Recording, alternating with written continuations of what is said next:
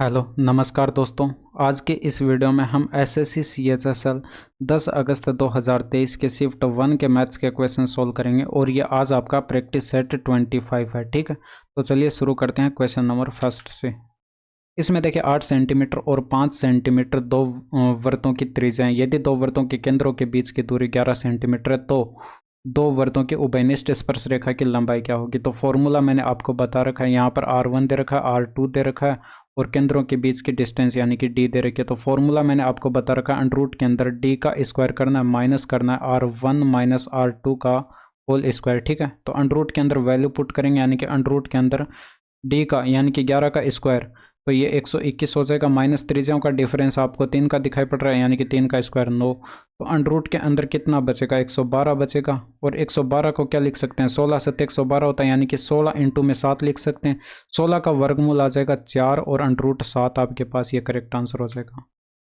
इसमें देखिए 2019 में एक गाँव की जनसंख्या 30,000 थी। वर्ष 2019 से 2020 तथा 2020 से 2021 तक जनसंख्या वृद्धि दर क्रमशः 15% एवं 25% रही। तो वर्ष 2021 में जनसंख्या कितनी थी। तो यहाँ पर देखिए 2019 में थी 30,000 और यहाँ पर जो है 2020 से 2021 में यानी कि 15% का इंक्रीमेंट। तो 3/20 इसके फ्रैक्शन वैल्यू यानी कि 20 पर 3 का इंक्रीमेंट हुआ तो 23/20 इसका कैलकुलेट करेंगे।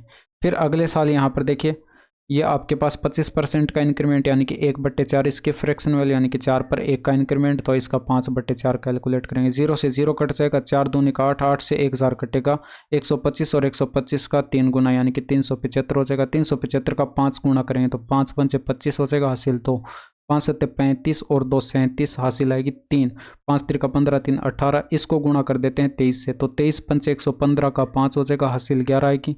और 23 सत्ते 161 और 11 कितना हो जाएगा 172 और हासिल आएगी 17। 23 अट्ठे 184 और 17 कितना हो जाएगा 201 हो जाएगा और हासिल आएगी 20 और 23 और 20 कितना हो जाएगा 43 यानी कि 23 और 20 43। ऑप्शन नंबर 4 जो है ये आपके पास करेक्ट आंसर हो जाएगा। इसमें देखिए ये आपको दे रखा है और इसका मान कैलकुलेट करना है। देखिए जब भी आपको x² + 1/x² बराबर p दे रखा हो और इसका मान कैलकुलेट करना हो तो अंडर रूट के अंदर क्या करेंगे p - 2 कर देंगे। ठीक है, तो अंडर रूट के अंदर 29 हो जाएगा और माइनस का 2 करेंगे। अंडर रूट के अंदर क्या हो जाएगा, ये 27 बचेगा। ये वैल्यू आपके पास यहाँ पर प्लस माइनस में आएगी। ठीक है, प्लस माइनस अंडर रूट के अंदर जब भी वैल्यू लिखते हैं उसको प्लस माइनस में लिखते हैं। ठीक है, तो ये +-3 अंडर रूट 3 जो है ये आपके पास करेक्ट आंसर हो जाएगा। नेक्स्ट इसमें देखिए एक समांतर चतुर्भुज PQRS की भुजा QR का मध्य बिंदु M है। बिंदु P बाईं ओर के शीर्ष पर स्थित है, उसके बाद अन्य बिंदु घड़ी की सुई की दिशा में स्थित है। एक रेखा SM खींची जाती है जो बढ़ाई हुई भुजा PQ को T पर प्रतिच्छेद करती है। PT की लंबाई क्या है। तो सबसे पहले एक समांतर चतुर्भुज हम बना लेते हैं। ये मान लीजिए एक समांतर चतुर्भुज है। ठीक है, इसमें देखिए बाईं ओर ऊपरी शीर्ष पर यहाँ पर बिंदु P है, ये आपको दे रखा है। ठीक है, और फिर क्लॉकवाइज यानी कि घड़ी की सुई की दिशा में P Q R और S इस तरह से ये बिंदु दे रखे हैं। ठीक है, और ये QR पर एक मध्य बिंदु M है। अब मध्य बिंदु M है तो ये आपको पता है कि ये इसको 1:1 में क्या करेगा, बांटेगा, 1:1 में बांट देगा। और यहाँ पर जो है SM एक रेखा खींची जाती है यानी कि SM खींची जाती है एक रेखा जो कि यहाँ पर PQ को बढ़ाई हुई रेखा PQ को यानी कि PQ को आगे बढ़ाने पर, यहाँ से PQ को आगे बढ़ाने पर जहाँ पर ये कट करती हैं वो बिंदु आपको दे रखा है T है, T पर प्रतिच्छेद करती हैं। तो अब एक चीज़ देखिए यहाँ पर 1 और 1 यानी कि टोटल कितनी हुई 2 यूनिट। यानी कि हम जानते हैं कि ये आपके पास समांतर चतुर्भुज के आमने सामने की भुजाएं बराबर होती हैं तो ये भी 2 यूनिट की आपके पास पूरी भुजा PS हो जाएगी। और इसके अलावा आप यहाँ पर देख सकते हैं ये 2 ट्राइंगल आपके साथ बन रहे हैं QMT, ये वाला ट्राइंगल एक तो। ठीक है, और एक पूरा ट्राइंगल ये वाला यहाँ से लेकर इस तरह से। ठीक है, तो ये यहाँ पर जो है 2 ट्राइंगल बन रहे हैं। इन 2 ट्राइंगल को आपको यहाँ पर देखना है। तो इन 2 ट्राइंगल के अंदर अगर आप देखेंगे तो ये वाला कोण इस वाले कोण के बराबर होगा क्योंकि संगत कोण है यानी कि थीटा हो जाएगा और ये थीटा हो जाएगा। ठीक है, और इसके अलावा ये वाला कोण जो है इन दोनों ट्रायंगल में आ रहा है यानी कि इस छोटे वाले ट्रायंगल में भी आ रहा है और पूरे ट्रायंगल में भी आ रहा है यानी कि ये उभयनिष्ठ है। तो 2 एंगल जब भी किसी त्रिभुज के अंदर बराबर हो जाते हैं, यानी 2 त्रिभुजों के अंदर 2 एंगल बराबर हो जाते हैं, तब हम कह सकते हैं कि ए सिमिलरिटी क्राइटेरियन यानी कि ए समरूपता कसौटी से जो है वो दोनों ट्रायंगल क्या है, सिमिलर हैं। अब दोनों ट्रायंगल सिमिलर हो चुके तो संगत भुजाओं के अनुपात भी बराबर होंगे, यानी कि यहाँ पर देख सकते हैं 1:2 है संगत भुजाओं का अनुपात छोटे त्रिभुज में और बड़े त्रिभुज में, और संगत भुजाओं का अनुपात कितना है 1:2। तो यहाँ पर 1 यूनिट आपके पास ये भी हो जाएगी, यानी कि QT भी 1 यूनिट हो जाएगी, और ये पूरी भुजा PT यानी कि 2 यूनिट हो जाएगी। ठीक है, तो इस तरह से आप इसको देख सकते हैं। और यहाँ पर देखिए QT 1 यूनिट हो चुकी है, और यहाँ पर पूरी भुजा ये आपके पास PT 2 यूनिट हो चुकी है। तो ये कितनी बची, PQ कितनी बची, 2 में से 1 घटा दीजिए, यानी कि ये 1 यूनिट बची। अब यहाँ से अगर आप इसको लिखें QT का अनुपात PT के साथ, QT का अनुपात PT के साथ, तो QT कितनी है 1 यूनिट, और पूरी भुजा PT जो है वो कितनी है 2 यूनिट, पूरी भुजा 2 यूनिट है। और यहाँ पर जो है आपने क्या देखा, यहाँ पर ये QT जो है ये बराबर है PQ के, क्योंकि दोनों 1 यूनिट है, यहाँ पर भी 1 यूनिट और यहाँ पर भी 1 यूनिट। और हम जानते हैं कि आमने सामने की भुजाएं बराबर होती हैं, तो PQ बराबर किसके हो जाएगा, SR के, तो PQ बराबर SR के हो जाएगा। यहाँ से आप देख सकते हैं QT बराबर कितना आया, SR आया। तो ऊपर QT की जगह हम क्या रख सकते हैं, SR रख सकते हैं, SR रख सकते हैं। तो यहाँ पर तिरछा गुणा करा दीजिए, यानी कि इसकी इससे और इसकी इससे, तो यानी कि PT की 1 से गुणा कराएंगे तो PT आएगा, और 2 के गुणा SR से कराएंगे तो 2SR आएगा, यानी कि PT बराबर क्या आ चुका है 2SR आ चुका है। तो ऑप्शन नंबर 3 करेक्ट आंसर हो जाएगा। तो थोड़ा सा कॉम्प्लिकेटेड इसको बोल सकते हैं, बाकी मतलब इतना ज़्यादा डिफिकल्ट क्वेश्चन नहीं है। यदि एक निश्चित धनराशि पर 10% वार्षिक दर से 3 वर्ष के लिए साधारण ब्याज और चक्रवर्ती ब्याज के बीच का अंतर 310 के बराबर है, तो वह धनराशि याद कीजिए। अब मैंने आपको फॉर्मूला बता रखा है, कंपाउंड इंटरेस्ट और सिंपल इंटरेस्ट के बीच का डिफरेंस जो है ये बराबर होता है PR, 3 साल के लिए होता है ये फॉर्मूला। ठीक है, P इंटू में R/100 का होल स्क्वायर इंटू में 300 प्लस R और डिवाइडेड बाय 100। तो यहाँ पर क्या करेंगे, R की वैल्यू रख देंगे। R बराबर आपको यहाँ पर कितना दे रखा है, 10% दे रखा है, और ये डिफरेंस आपको यहाँ पर 310 दे रखा है। तो 310 बराबर P इंटू में 10/100 का स्क्वायर, और यहाँ पर जो है इंटू में आ जाएगा 10 रखेंगे यहाँ पर, तो ये 310 हो जाएगा, और बट्टे में 100। एक चीज़ आप यहाँ पर देख सकते हैं, 310 से 310 कट जाएगा, इधर 1 बचा, ये 0 से ये 0 कट चुका है। 1/10 का स्क्वायर यानी कि 1/100 हो जाएगा, और 100 इंटू में 100 करेंगे, बट्टे में 10,000 बनेगा। P के बट्टे में 10,000 यानी कि इधर 1 से गुणा होगा, तो P बराबर कितना आ जाएगा 10,000 आ जाएगा। तो ऑप्शन नंबर फर्स्ट जो है ये आपके पास करेक्ट आंसर आ चुका है। नेक्स्ट देखिए, दिए गए व्यंजक को सरल करके बताना। तो चाहे तो आप यहाँ पर देखिए यहीं पर सॉल्व करके डायरेक्ट इसको सॉल्व कर सकते हैं, अदरवाइज यहाँ पर क्या करिए अलग अलग लिख लीजिए। यहाँ पर पहले ब्रैकेट को सॉल्व करेंगे तो ये पावर कट जाएगी 3, यहाँ पर 2 पावर बचेगी। ठीक है, तो 2 इंटू में 11 का स्क्वायर यानी कि 11 इंटू में 11, और ये बट्टे 22 है, यानी कि यहाँ पर इसको डिवाइडेड बाय 22 कर देंगे। ठीक है, तो 11 दूनी 22 से 22 कट जाएगा, बचा क्या 11, यानी कि इतने की वैल्यू आपके पास 11 आ चुकी है। 7 चौके 28, 280, और यहाँ पर 30 ऐड करेंगे तो 310, और ये 11 इसमें से माइनस कर देना है, तो 299 आपके पास करेक्ट आंसर आ जाएगा। तो ऑप्शन नंबर 2 करेक्ट आंसर हो जाएगा। एक व्यक्ति ने प्रत्येक 42,600 के मूल्य से 2 वस्तुएं बेची। पहली वस्तु पर उसे 25% की हानि हुई, जबकि दूसरी वस्तु पर उसे 20% का लाभ हुआ। अपने उत्तर को दशमलव के एक स्थान तक सही देते हुए उसका कुल प्रतिशत लाभ या हानि ज्ञात कीजिए। एक चीज़ आप यहाँ पर देख सकते हैं, ये जो आपके पास विक्रय मूल्य लिखा हुआ ये बेची गई है, यानी कि विक्रय मूल्य लिखा हुआ है जो कि दोनों वस्तुओं के लिए क्या है सेम है। तो यहाँ पर 25% की हानि हुई, यानी कि 1/4 इसकी फ्रैक्शन वैल्यू, यानी कि 4 पर 1 का लॉस हुआ। तो 4 की वस्तु 3 में बेची गई। ठीक है, तो ये CP हो जाएगा और ये SP हो जाएगा। और यहाँ पर देखिए 20% का प्रॉफिट, यानी कि 1/5 इसकी फ्रैक्शन वैल्यू, यानी कि 5 पर 1 का प्रॉफिट हुआ। तो 5 की वस्तु क्या होगी 6 होगी, यानी कि 5 की वस्तु 6 में बेची गई। और यहाँ पर आपने एक चीज़ देखी, यहाँ पर सेलिंग प्राइस दोनों के लिए सेम था, यानी कि यहाँ पर बराबर बनाने के लिए इसको क्या करना पड़ेगा, इस अनुपात को 2 से गुणा करना पड़ेगा। तो 4 दूनी का 8 हो जाएगा और 3 दूनी का 6 हो जाएगा। तो अब देख सकते हैं विक्रय मूल्य आपके पास सेम हो चुका है। तो यहाँ पर 8 और 5 टोटल कितने यूनिट कॉस्ट प्राइस हो जाएगा, 13 यूनिट हो जाएगा। और यहाँ पर जो है सेलिंग प्राइस कितना हो जाएगा 6 और 6, यानी कि 12 यूनिट हो जाएगा। तो 13 की वस्तु जो है 12 में बेची गई, यानी कि 1 का लॉस हुआ। तो 1 का लॉस हुआ कितने पर 13 पर, और गुणा करते हैं 100 से, तो ये आपके पास यहाँ पर लॉस हो रहा है। ठीक है, और 13 सत्ते 91 ये लगभग में आएगा। ठीक है, एग्जैक्ट पूरा भाग नहीं जाएगा, 13 सत्ते 91 हो जाएगा, यानी कि 7 बार जाएगा। और बचा कितना 9, लगाएंगे पॉइंट, फिर उतारेंगे 0। अब देखिए 13 सत्ते 91 लगभग में आपके पास ही आ जाएगा। ठीक है, हालांकि भाग तो 6 बार जाएगा, लेकिन यहाँ पर अप्रोक्सीमेट लिखेंगे तो ये आपके पास 17 या 7.7% आएगा। ठीक है, और ये यहाँ पर लॉस आएगा, न कि प्रॉफिट। तो ये आपके पास ऑप्शन नंबर 4 जो है ये करेक्ट आंसर हो जाएगा।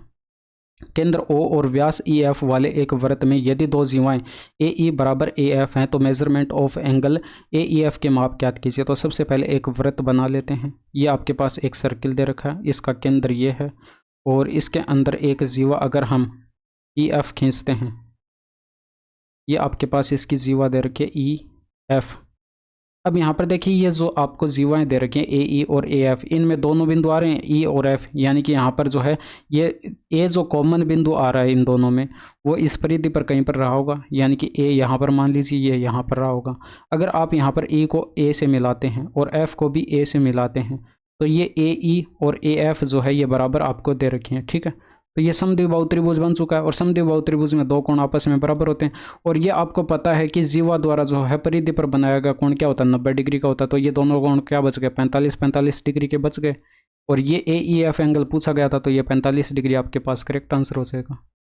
किसी वस्तु के अंकित मूल्य पर 45% की छूट देने पर 45% का लाभ होता है। यदि उसी वस्तु के अंकित मूल्य पर छूट 50% है तो लाभ क्या होगा।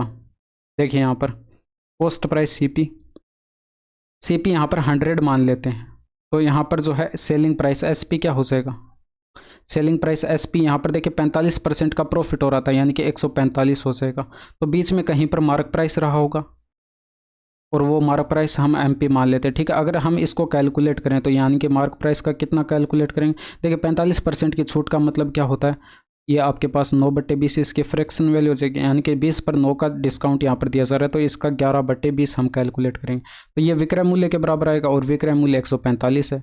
तो इसको सॉल्व कर लीजिए, यानी कि मार्क प्राइस बराबर क्या आ जाएगा, 145 का 2 गुना यानी कि 290 हो जाएगा और आगे एक 0 आ जाएगा यानी कि 29 और बट्टे में 11 आ जाएगा। ये आपके पास अंकित मूल्य आ चुका है, ठीक है। अब यहाँ पर नए सेलिंग प्राइस की बात करें SP डैश की अगर हम बात करें तो 50% का डिस्काउंट यहाँ पर दिया जा रहा है यानी कि 1/2 इसकी फ्रैक्शन वैल्यू यानी कि 2 पर 1 का डिस्काउंट यानी कि 2900 मार्क प्राइस था और इस पर यहाँ पर 2 पर 1 का डिस्काउंट यानी कि 1/2 इसका कैलकुलेट करेंगे और ये बट्टे में 11 भी था, ठीक है। तो ये आपके पास आ जाएगा और यहाँ पर देखिए 2 से अगर इसको काटें 100 को तो 50 बार कटेगा और 29 का 5 गुना 145 हो जाएगा और ये आगे 0 आ जाएगा यानी कि 1450/11 आपके पास ये नया सेलिंग प्राइस आ चुका है। तो प्रॉफिट कैसे कैलकुलेट करेंगे, यानी कि प्रॉफिट की अगर बात करें तो ये जो सेलिंग प्राइस नया सेलिंग प्राइस आया 1450/11 इसमें से क्रय मूल्य को घटाएंगे, क्रय मूल्य 100 यूनिट है तो 100 यूनिट को इसमें से माइनस कर दीजिए। ये प्रॉफिट हुआ कितने पर, 100 पर हुआ और गुणा करते हैं 100 से, तो ये देखिए 100 से तो 100 कट जाएगा और यहाँ पर ऊपर सोल्व करेंगे तो 1100 1450 में से माइनस करेंगे तो 350 बचेगा और बट्टे में 11 यानी कि 11 3 33 और 2 बचा, उतारेंगे 0, 11 एकम 11, 9 बचा और बट्टे में 11% आपके पास ये आप करेक्ट आंसर आ जाएगा, ठीक है। और ये प्रॉफिट हो रहा है यानी कि ये इतने % का लाभ होगा। ऑप्शन नंबर 4 जो है ये करेक्ट आंसर हो जाएगा। एक ठोस गोले का आयतन ज्ञात कीजिए जिसका व्यास ये है और पाई बराबर 22/7 का प्रयोग करना। तो चाहें तो आप इसको 11 का डिविजिबिलिटी रूल से भी चेक कर सकते हैं, अदरवाइज फॉर्मूले से भी कैलकुलेट करेंगे तो इतना ज़्यादा टाइम नहीं लगेगा क्योंकि फॉर्मूला होता है 4/3 इंटू में पाई की वैल्यू 22/7 इंटू में r का क्यूब।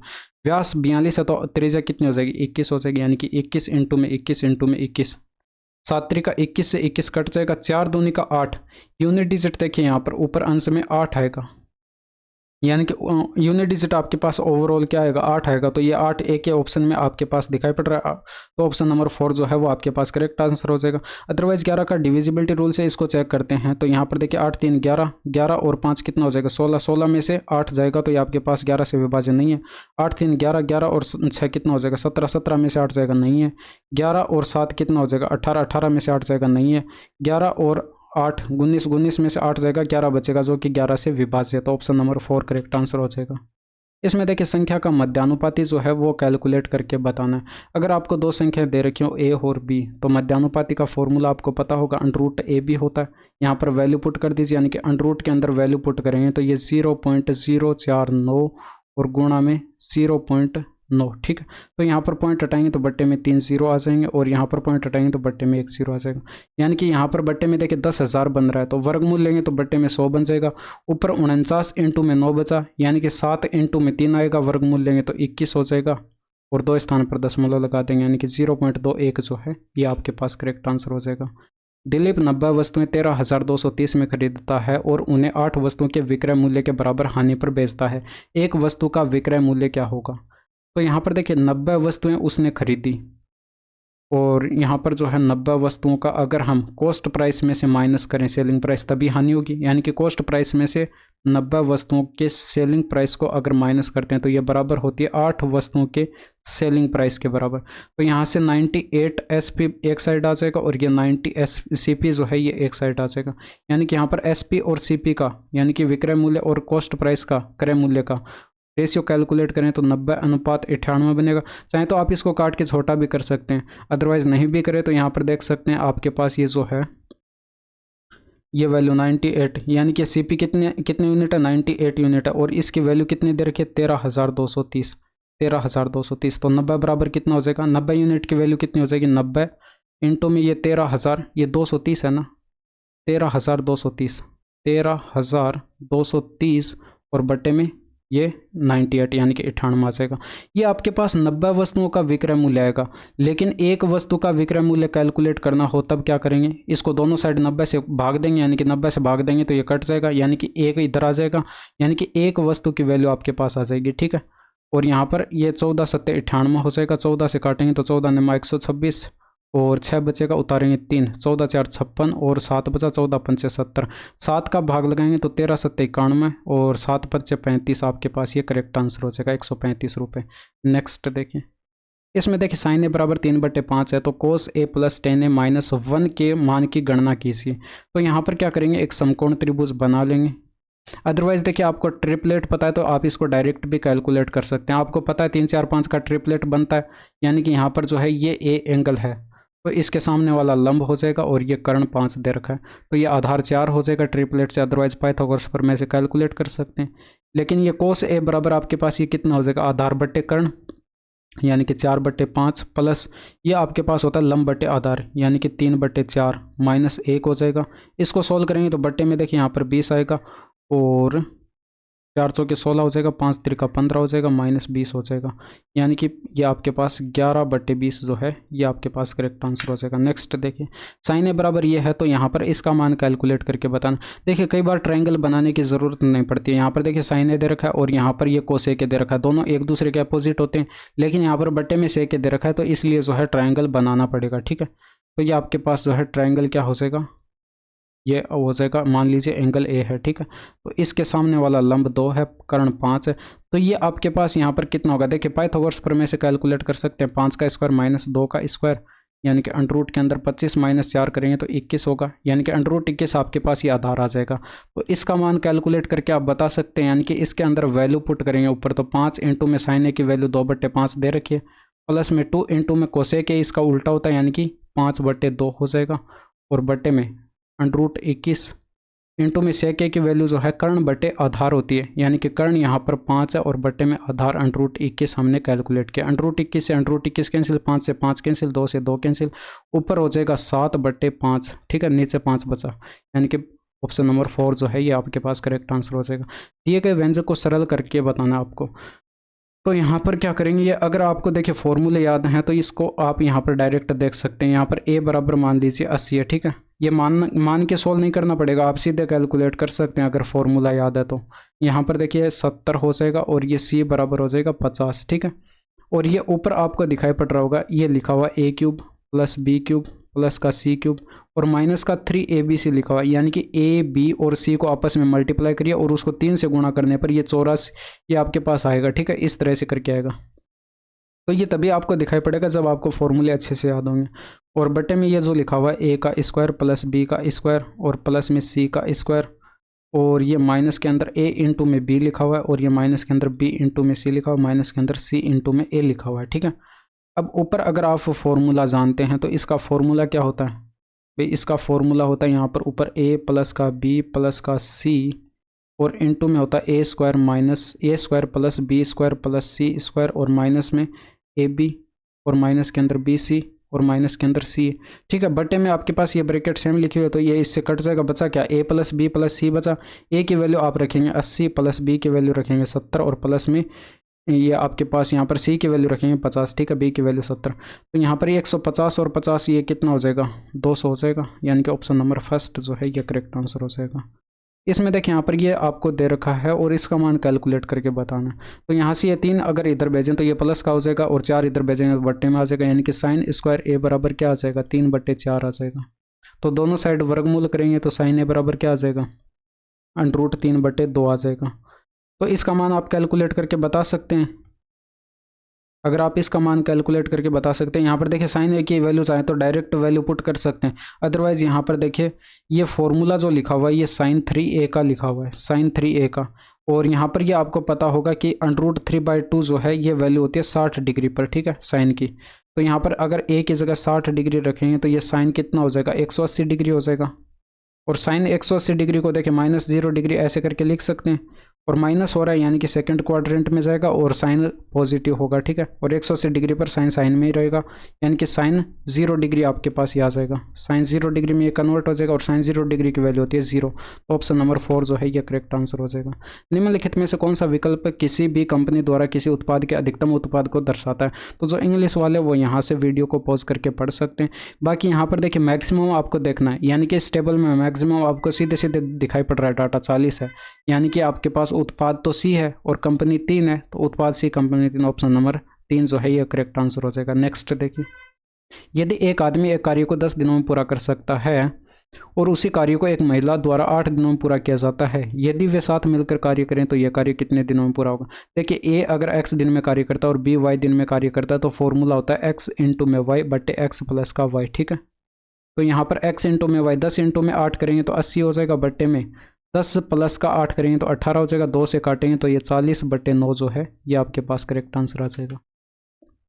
20 सेंटीमीटर त्रिज्या वाले एक वृत्त में x वृत्त के केंद्र से y सेंटीमीटर की दूरी पर स्थित एक बिंदु है। यदि बिंदु x से वृत्त पर खींची गई स्पर्श रेखा की लंबाई जो है 21 सेंटीमीटर है तो y का मान ज्ञात कीजिए। अगर देखिए आपको ट्रिपलेट याद है तो सीधे आप इसको 29 जो है आंसर टिक कर सकते हैं। अदरवाइज यहाँ पर देखिए इसको चित्र से अगर सोल्व करें तो ये आपके पास एक सर्किल है और इसका केंद्र ये हो जाएगा, ठीक है। इस केंद्र से बाहर बिंदु मान लीजिए कोई x कैपिटल ये है, ठीक है।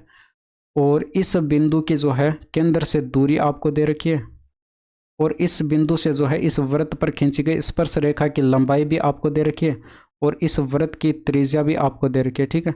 इस वृत्त की त्रिज्या आपको दे रखी है 20 सेंटीमीटर और ये दे रखी है स्पर्श रेखा की लंबाई 21 सेंटीमीटर और ये y सेंटीमीटर दे रखी है, ठीक है, केंद्र से दूरी।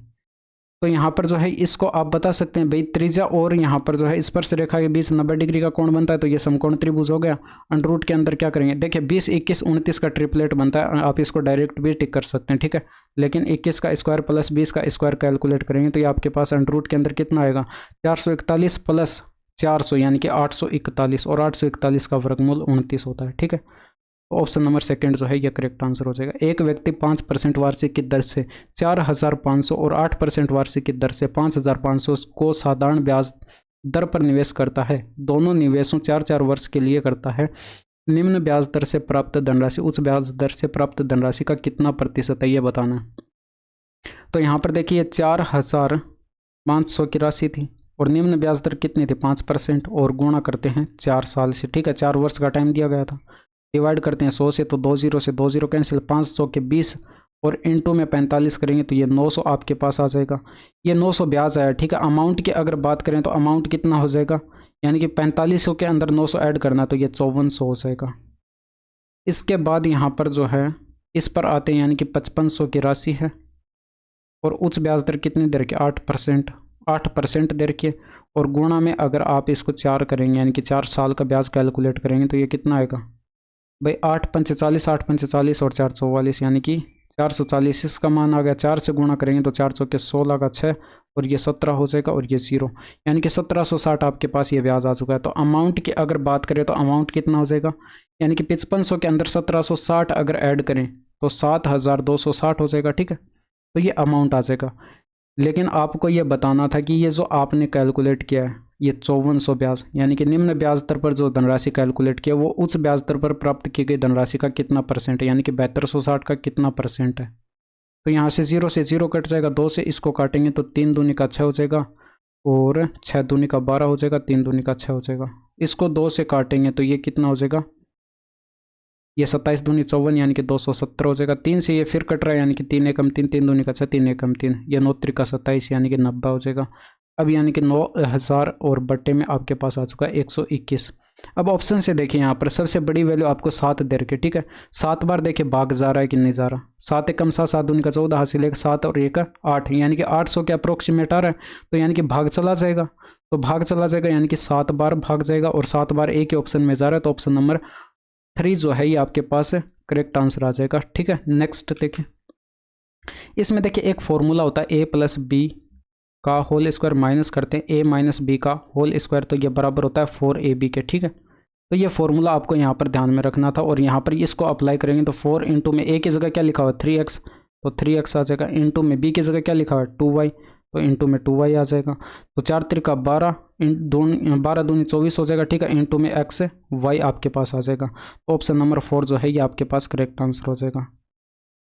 नेक्स्ट देखिए, इसमें देखिए एक मोटर बोट, एक मोटर जो है नाव जिसकी स्थिर जल में चाल जो है 20 किलोमीटर पर आवर धारा के प्रतिकूल 22.5 किलोमीटर की दूरी तय करने और फिर अपने प्रारंभिक बिंदु पर वापस आने में 3 घंटे का समय लेती है। धारा की चाल किलोमीटर पर आवर में क्या होगी?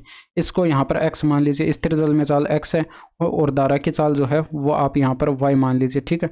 तो यहाँ पर 22.5 किलोमीटर की डिस्टेंस जो है धारा की दिशा में जाती है, तो x प्लस वाई की स्पीड से जाएगी, यानी कि 20 प्लस वाई हो जाएगा, ठीक है। x का मान 20 दे रखा है, तो ये आपके पास टाइम आ जाएगा, ठीक है। फिर प्रतिकूल दिशा में वापस आएगी, यानी कि 22.5 की डिस्टेंस कवर होगी प्रतिकूल दिशा में, यानी कि x माइनस वाई की स्पीड से, यानी कि 20 माइनस वाई की स्पीड से।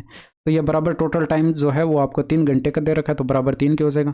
तो चाहे तो आप इसको सोल्व कर सकते हैं, लेकिन इसको सोल्व करेंगे तो यहाँ पर एक द्विघात समीकरण बनेगी, ठीक है, और उसको सोल्व करने में थोड़ा सा मतलब टाइम लग सकता है, तो इसको ऑप्शन से सोल्व करना ज़्यादा बेटर रहेगा। तो यहाँ पर सबसे पहले 11 रखेंगे वाई की जगह, तो वाई की जगह अगर 11 रखते हैं तो कैलकुलेशन देखिए थोड़ी सी डिफिकल्ट आपको दिखाई पड़ रही है, तो इसको एक बार के लिए छोड़ दीजिए, ठीक है। 8 रखिए, 8 रखने पर भी आपको थोड़ी सी कैलकुलेशन जो है डिफिकल्ट दिखाई पड़ रही है, तो इसको भी एक बार के लिए छोड़ दीजिए।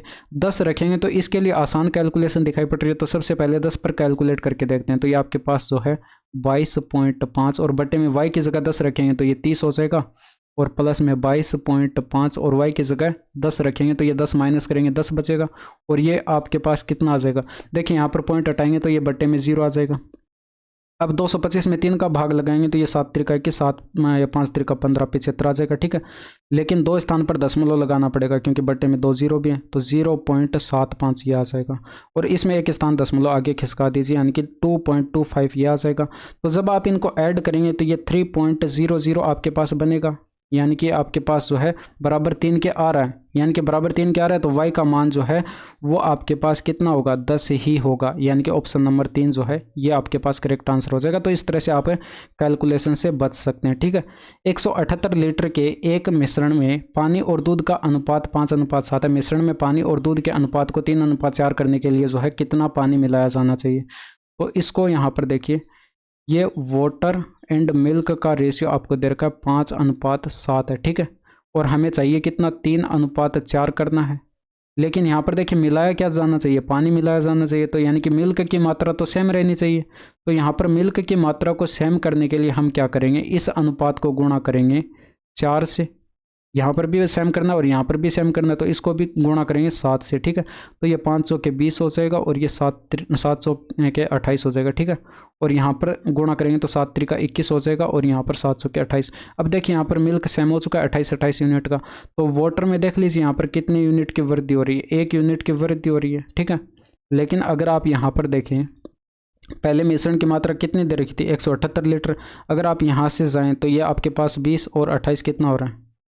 48 यूनिट टोटल हो रहा है, और इसी की वैल्यू 178 दे रखी है। तो इसी की वैल्यू 178 लीटर दे रखी है आपके पास, ठीक है। तो 48 यूनिट की वैल्यू 78 लीटर है, तो 1 यूनिट की आपको कैलकुलेट करके बतानी है। तो 1 यूनिट की वैल्यू कितनी हो जाएगी? 178 बटे कितनी हो जाएगी? 48। बस इसको कैलकुलेट करना है। तो यहाँ पर अगर इसको 2 से काटेंगे तो ये कितना बनेगा भाई? 8 दूनी का 16 और यहाँ पर 9 दूनी का 18 और ये 24 हो जाएगा, ठीक है। 2 से काटेंगे तो 24 या 72 हो जाएगा, और यहाँ पर शेष फल बचेगा 17 का और डिवाइड बाय 24, ठीक है। तो ये आपके पास जो है इतने लीटर जो है करेक्ट आंसर आ जाएगा, यानी कि इतने लीटर जो है पानी मिलाया जाना चाहिए। तो ऑप्शन नंबर 2 जो है ये करेक्ट आंसर हो जाएगा। इसमें देखिए किस स्कूल की कुल आय में दान से होने वाली आय का प्रतिशत सबसे अधिक है? तो जो इंग्लिश वाले वो यहाँ से इसको वीडियो को पॉज करके पढ़ सकते हैं। बाकी यहाँ पर देखिए टोटल आपको करना पड़ेगा, यहाँ पर दान का देखिए 140, 250, 200, 300 और 220 है। कुल आपको दे नहीं रखा है, तो यहाँ पर क्या करेंगे, 140 दान से मिला और कुल कितना है, यानी कि 2, और यहाँ पर 8 4 12 1 13 और 6 19 का 9 हो जाएगा, हासिल आएगी 1, और 3 3 6 और 1 792 हो जाएगा बट्टे में, और ऊपर गुणा 100 से कराएंगे परसेंटेज कैलकुलेट करने के लिए, तो इतना हो जाएगा, ठीक है। और यहाँ पर बात करें इसकी क्यू की, तो ये 250 है, और यहाँ पर बट्टे में क्या हो जाएगा, टोटल 4 हो जाएगा, 5 1 6 8 6 14 और 1 15 का 5 हो जाएगा, हासिल आएगी 1, 3 और 3 6 और 2 8 1 9 हो जाएगा, और गुणा कराएंगे 100 से तो ये 2 0 आ जाएंगे। ऊपर देखिए यहाँ पर 200 है और गुणा 100 से कराएंगे 2 या 2 0 आ जाएंगे, और टोटल करेंगे तो ये 0 हो जाएगा, 4 2 6 हो जाएगा, और 15 1 16 का 6 हो जाएगा, हासिल आएगी 1, 3 3 6 2 8 1 9 हो जाएगा, और यहाँ पर टोटल करेंगे तो ये 300 हो जाएगा, और 2 0 आ जाएंगे, गुणा 100 कराएंगे तो, और बट्टे में टोटल करेंगे तो 5 हो जाएगा, 2 2 4 हो जाएगा, और 3 और 3 6 3 9 हो जाएगा, और यहाँ पर इसमें टोटल करेंगे तो ये 220, आगे 2 0 आ जाएंगे, और बट्टे में आपके पास आ जाएगा, टोटल करेंगे तो 0 3 3 6 और 5 11 और 2 13 का 3 हो जाएगा, हासिल आएगी 1, 3 और 3 6 2 8 1 9 हो जाएगा। अब इसमें देखिए यहाँ पर ये आपके पास P का डाटा है, और ये Q का, और ये R का, और ये S का, और ये T का है, ठीक है। तो अब यहाँ पर कैलकुलेशन आपको करनी पड़ेगी। देखिए यहाँ पर ये 14 140 में तो जाएगा नहीं, ठीक है, तो 1400 के अंदर आप यहाँ पर भाग लगाएंगे 792 का। अगर 700 का लगाते हैं, देखिए 700 का भी डबल करते हैं तो कितना जाता है, 1400 जाता है, लेकिन ये तो 700 से ज़्यादा लिखा हो तो भाग एक बार जाएगा, ठीक है, एक बार के लिए इतना ही छोड़ देते हैं। इसमें देखिए यहाँ पर ये 250 में तो जाएगा नहीं, यानी कि 2500 में भाग लगाएंगे इसका, तो यहाँ पर 900 का देखिए 2 गुणा करते हैं तब भी 1800 जाता है, और 3 गुणा करते हैं तो 2700 जाता है, तो ये तो 900 से ज़्यादा है, यानी कि ये तो 2700 से ज़्यादा जाएगा, 3 गुणा करते हैं तो भाग तो यहाँ पर 2 बार जाएगा अप्रोक्सीमेट, ठीक है। इसी तरह से यहाँ पर भी देखें तो ये 9 दूनी का 1800, यानी कि ये भी अप्रोक्सीमेट 2 बार ही भाग जाएगा, ठीक है, तो बराबर ये भी आपके पास 2 बार ही भाग जाएगा अप्रोक्सीमेट। यहाँ पर देखें तो 9 त्रिका 27, यानी कि ये लगभग जो है 3 बार भाग जाएगा, इसमें 3 बार भाग जाएगा, ठीक है। और यहाँ पर देखें तो 9 दूनी का 1800, यानी कि यहाँ पर लगभग 2 बार भाग जाएगा। तो सबसे ज़्यादा इसमें किसका आएगा, ये एस का ही आएगा, क्योंकि यहाँ पर जो है पहला अंक सबसे ज़्यादा इसमें, तो एस जो है ये आपके पास करेक्ट आंसर हो जाएगा। इसी तरह से आप जो है इस 25 को देखिए, यहाँ पर स्टोर बी द्वारा बेचे गए डेल लैपटॉप की संख्या स्टोर ई और एफ द्वारा बेचे गए HP लैपटॉप की संख्या से कितने प्रतिशत अधिक है। तो इसमें देखिए यहाँ पर बी का देखना है। बी में देखिए यहाँ पर 7 लैपटॉप, डेल लैपटॉप कितने हैं, 7 यूनिट है, क्योंकि डेल पहले लिखा हुआ है, तो यहाँ पर 7 लैपटॉप हैं, कितने में से, टोटल कितने, 7 और 6 13 में से, और यहाँ पर कितना परसेंट है डेल लैपटॉप का। बाकी इंग्लिश वाले यहाँ से इसको वीडियो को पॉज करके पढ़ सकते हैं, ठीक है। डेल लैपटॉप का यानी कि बी का अगर देखें तो आपके पास ये लिखा हुआ है, ठीक है, तो ये दिखाई नहीं पड़ रहा है अच्छे से, यहाँ पर मैं आपको बता देता हूँ, ये 26% लिखा हुआ है, ठीक है। तो यहाँ पर ये 26% लिखा हुआ है, तो यहाँ पर गुणा में आ जाएगा 26%। हालांकि परसेंटेज लगाने की आवश्यकता नहीं है, ये आपको यहाँ पर पहले ही पता चल जाएगा, यहाँ पर क्वेश्चन पढ़ते, ठीक है। तो हालांकि मैं तो आपको लिख के बता रहा हूँ यहाँ पर, फिर भी ये आपके पास बी का है। लेकिन यहाँ पर अगर आप इसका देखेंगे ई का, तो ई में देखिए यहाँ पर 4 यूनिट, ये 3 यूनिट HP लैपटॉप देखने यहाँ पर, तो 3 यूनिट HP लैपटॉप, HP बाद में लिखा हुआ, तो यहाँ पर 3 यूनिट जो है E एंड F का साथ में देखना, ठीक है। ई में देखें तो 3 यूनिट जो है ये आपके पास टोटल 4 3 7 में से हैं, और यहाँ पर ई के अंदर कितना परसेंटेज है, 14% है, तो यानी कि 14% की वैल्यू कैलकुलेट करनी, यह हो जाएगा, ठीक है। और इसमें प्लस करना है एफ़ का डाटा भी, तो एफ़ का कितना है, यहाँ पर 1 यूनिट HP लैपटॉप है, टोटल कितने हैं 4, यानी कि 4 में से 1 HP लैपटॉप, और परसेंटेज कितना है, यहाँ पर एफ़ का लिखा हुआ है, ठीक है, ये 10% है, तो इसका 10% कैलकुलेट करना है, और इनको प्लस कर देना है, और इसके साथ अब रेशियो बनाएंगे। अब रेशियो बनाएंगे तो यहाँ पर आप देख सकते हैं भाई ब्रैकेट से यहाँ पर परसेंटेज बार कॉमन आएगा, और कॉमन आते ही यहाँ पर इस परसेंटेज से कट जाएगा, तो इसीलिए जो है मैं कह रहा था यहाँ पर इसको लिखने की आवश्यकता नहीं। 13 दूनी 26 हो जाएगा, और 7 दूनी का 14 हो जाएगा। यहाँ पर देखिए 7 दूनी का 14 हो जाएगा, 3 दूनी का 6 हो जाएगा, और 10 में 4 का भाग लगाएंगे तो 2.5 आएगा, यानी कि 8.5 ये टोटल हो जाएगा। तो यहाँ पर देख सकते हैं कितना ज़्यादा इससे, यानी कि प्लस 5.5 आपको ये ज़्यादा दिखाई पड़ रहा है। 5.5 ज़्यादा है किससे, 8.5 से, और गुणा कर देते हैं 100 से। तो यहाँ पर देखिए पॉइंट से पॉइंट कट जाएगा और 5 से काटेंगे ये 11 बार कटेगा, 5 से काटेंगे 17 पंचे 85, यानी कि 1100 के अंदर भाग लगाना है 17 का। तो 17 छिके 102। अब देखिए 6 बार भाग गया और 6 एक ही ऑप्शन में दे रखा है पहले, तो यहाँ पर जो है 64.70% जो है ये आपके पास करेक्ट आंसर हो जाएगा। तो ये थे पूरे 25 के 25 क्वेश्चन, और यहाँ तक की वीडियो कैसी लगी कमेंट करके ज़रूर बताइएगा। That's all for today. Thank you, धन्यवाद, बाय बाय, टेक केयर।